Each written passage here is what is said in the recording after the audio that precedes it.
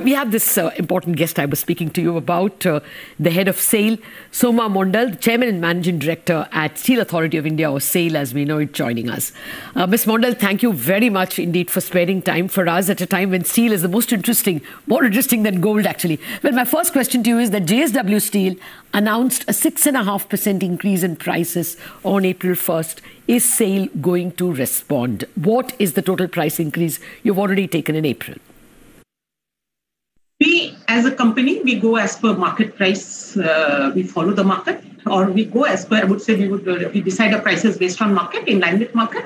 So we would do whatever the market requires. Well, so how should I understand this? Should I assume you have raised prices? Again, my answer would be the same. Our prices are in line with the market. Okay, I'll leave it at that. Let me get to the more interesting question. What are the global demand trends and what are the raw material prices, iron ore prices telling you? Do you expect global steel prices to rise even more from their already stratospheric levels? I agree that the prices are the highest in the decade. And basically, there are three reasons for it. One is there has been a supply side constraint where post-COVID and even the second and the third phase of COVID, the ramping up of production in many parts of the world has not happened to the degree it should be. Secondly, China also has some policy of reducing inefficient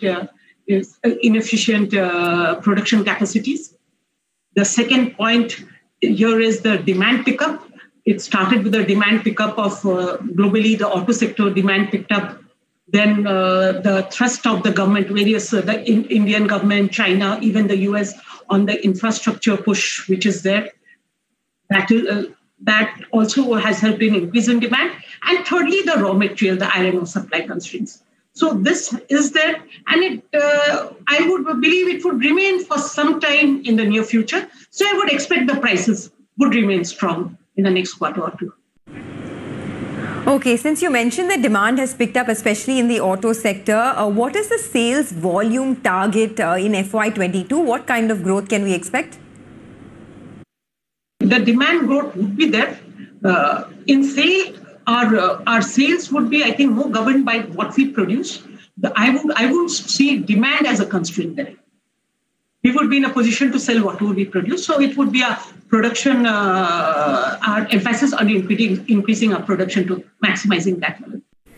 Oh, that's a great answer. I mean, demand is no constraint. Everything will depend on how much you can produce. In that case, what is your capacity utilization as of now? And how much can your output increase in FY22? FY21, there was a degrowth. And that is mainly because of the first quarter where we had reduced production. If you analyze the production of crude steel, which we had in the month of March, we are more or less near the capacity, which our capacity of crude steel as a company. So I would expect that production levels, we would try to maximize our production from the various capacities. Our thrust this year would also be in increasing the basket of finished steel, reduction of the semis in the basket. So more of consolidation this year. We have reached a crude steel production level in the month of March, which is quite significant. And our thrust would be to consolidate that and also increase the finished steel basket. In that case, can you give us targets for what will be the increase in FY22 for crude steel and what will be the target for finished steel? Finished steel, I would not comment now. Crude steel would be at least more than around 10% increase in production. At least I would aim at. Can you tell us a little bit about the capacity expansion plans for FY22, given that demand is rising? What can we expect? This year, the CapEx plans would be around 8,000. We are planning to reach around 8,000 crores. We are working towards it. And they are mainly towards meeting the gaps which we have in the last phase of expansion, which we did, bring out some technological improvements. And also some environmental related investments also. So right as of now, they are mainly into meeting the gaps which have been left in the last expansion. And so far as when you're talking about main expansion plans, we would be working out now on that. You have managed to reduce your debt as well quite a bit. Can you give us a game plan on how much the debt would be about 12 to 18 months from now? It does not include the lease liabilities, but the 35,000 crores, out of which I would say nearly more than 9,000 crores or 10,000 crores was in the last quarter. It was there. We will continue to emphasize on reduction in our debt, and that would be by way of continuing our thrust on reducing our inventory, increasing our production, value addition. That we would continue to do that. But how much we would reduce our debt in the next quarter would depend on both our internal actions which we take and also on the external the market. So to give a figure at what our debt would be in the next financial year would be difficult to say right now. All right, got that. Ms. Mondal, let me come to the receivables picture now. Dues from railways was approximately 6,900 crore when we heard you in the last con call. Now, have those receivables come down? The receivables we have reduced by around 25%. So, and as these receivables are the majority of which is from the government or the PSUs, and so we are quite confident we would be getting it in the near future. Not a cause of worry. Much of it is secured also by way of BG or LC. Of course, yes. And of course, the government has been clearing bills of PSUs as well. So 25% reduction in receivables. Now let's talk about wage revision. Has the company undertaken the pending wage revisions in the quarter that just ended? Will you do it in this quarter? What's expected in this year?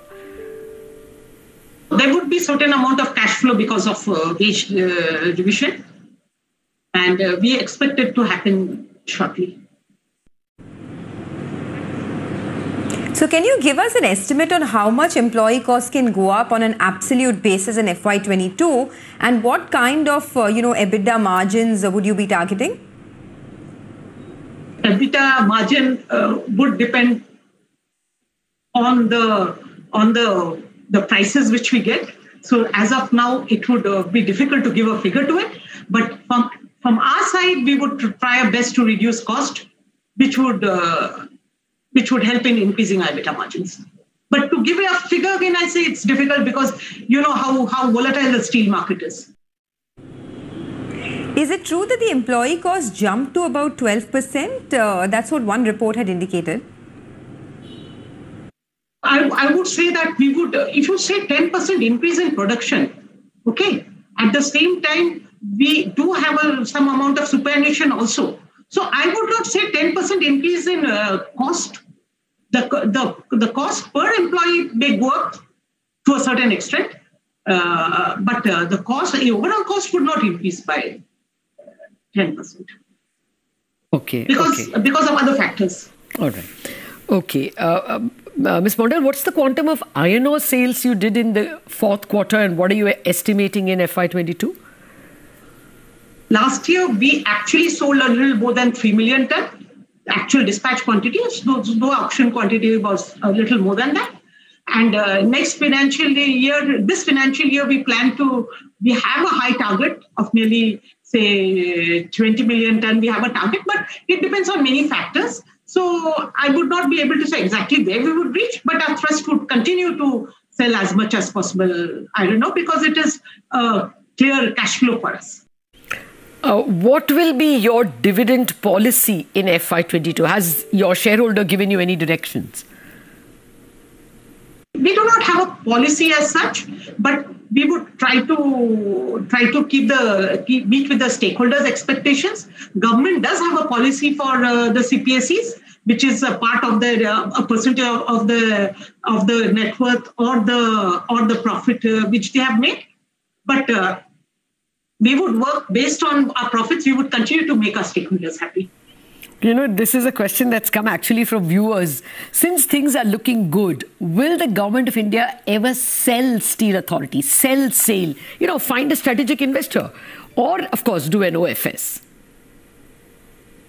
See, we have already had an OFS recently, just way back in January itself, which we received a very good response. I am not aware of any such thought process of government. Okay. All right, ma'am, we'll leave it at that. Thank you very much indeed for joining us and patiently answering a bunch of questions. We are heading into market opening, and we'll reserve our other questions for later. Thank you so much for joining us. Okay, we'll just run you through the past financials of SAIL. You will get the revenue picture first, followed by the EBITDA trend, and finally the profit after tax.